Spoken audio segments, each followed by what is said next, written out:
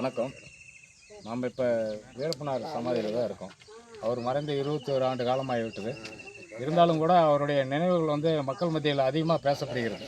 ஏன்னு கேட்டிங்கன்னா எல்லா ஊர்லேருந்து வராங்க. இப்போ கூட கேரளாவிலேருந்து 2 இளைஞர்கள், அவர் தான் ஒருத்தர் வீடியோ எடுத்துகிட்டு இருக்காரு.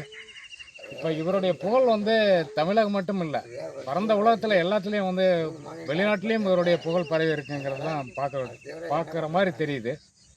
இங்கே 2 பேர் பெரியவங்க இருக்காங்க. அவங்க தான் இதை பாதுகாத்துக்கிட்டு விளக்கெல்லாம் போட்டுக்கிட்டு திருநீர்கள்லாம் கொடுத்துட்ருக்காங்க. அதாவது வர்றவங்க 5 10 கொடுப்பாங்க போல தெரியுது. அதை வச்சு இந்த வீரப்பனாருக்கு சமாதிக்கு விளக்கு போட்டுட்ருக்காங்க.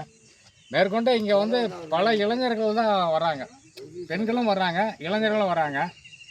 இதை மக்கள் அவருடைய புகழை தெரிந்து கொள்ள வேண்டும் என்பது தான் நம்மளுடைய கருத்து. இருந்தாலும் கூட அவர் மாதிரியே நாமளும் ஒரு வீரனாக இருக்கணும், கோழையாக இருக்கக்கூடாது. எதுலேயும் தன்னம்பிக்கையும் தைரியமும் இருக்கணும். எதை எடுத்தாலும் தன்னுடைய முயற்சியில் இருக்கணும், நம்ம வெற்றி பெறணும்.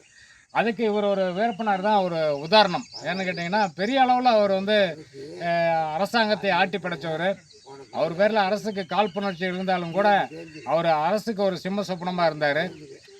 இவருடைய புகைப்படத்தையே முதல்ல வெளியிட்டவர் நக்கீரன் கோபால் தான். அவர் தான் காட்டுக்குள்ளே போயிட்டு ஒரு புகைப்படத்தை மக்களுக்கு விழிப்புணர்வு ஏற்படுத்தினார்.